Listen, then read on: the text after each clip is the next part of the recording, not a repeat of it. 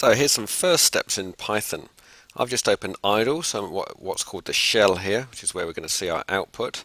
First thing I'm going to do is create a new window in which I'm going to actually write my program. It's going to be the simplest possible program, a print hello world program. You notice I've put the hello world into speech marks. It's a string of characters. I need to do that. It's always good to do a hello world program because it means that you then know how to do output, and it also means that you know how to run a program. So first thing I've always got to do is save my file. I'm going to save it as my first program, camel case. Always good to use camel case, no spaces when you're programming. Just get into that habit.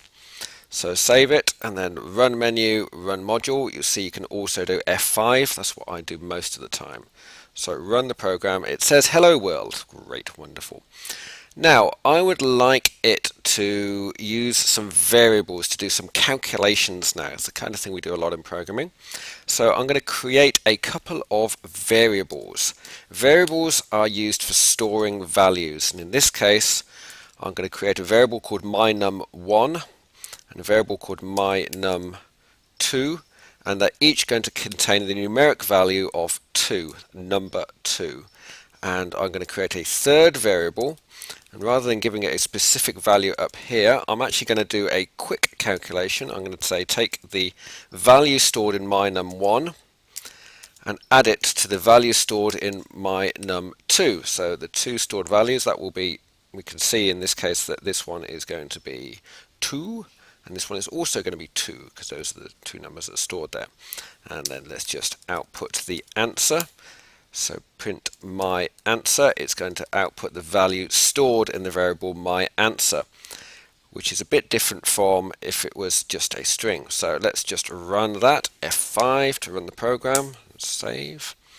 Has worked out that 2 plus 2 equals 4. Triumphant. Well done. Just going to quickly point out that if I had put speech marks around my answer, it's then not referring to the variable, it's referring to a string of those characters, my answer, and if I run that, it outputs that string of characters there, so that would quite clearly be wrong. I'm just pointing that out because that's a really common mistake that I see when people are just starting out. So we've managed to calculate that 2 plus 2 equals 4, which is pretty good. I could also do, just going to point out here, in Python you can store numbers and you can store strings of characters. So in this case I'm saying instead of store the number 2 in mynum1, store the character which is 2. It's a very different thing. Instead of being the value, the numeric value of 2, it's actually a character like an ABC or a 2 or a 3. They're just characters stored in the computer. So let's just have a quick look at what that looks like. 2 plus 2 is 22. Right, so you can see the difference quite clearly. The plus operator has stuck them together, what's technically called concatenation. So that's not a word that we use all the time. So 2 plus 2 equals 4. Just confirm that we're back to where we were. Yes, lovely. Great. Now let's actually make it do an even more interesting thing. Let's get it to calculate what the additions of two numbers that the user enters. What's the first number? So this input statement actually is going to ask the user to input a value. And I'm just going to cheat here and do a bit of copy and paste, Control C, delete Control V, and just change what's the first number to what's the second number. So looking at what's happening here, we're going to get two inputs. First one's going to say what's the first number. I'm going to put a value in.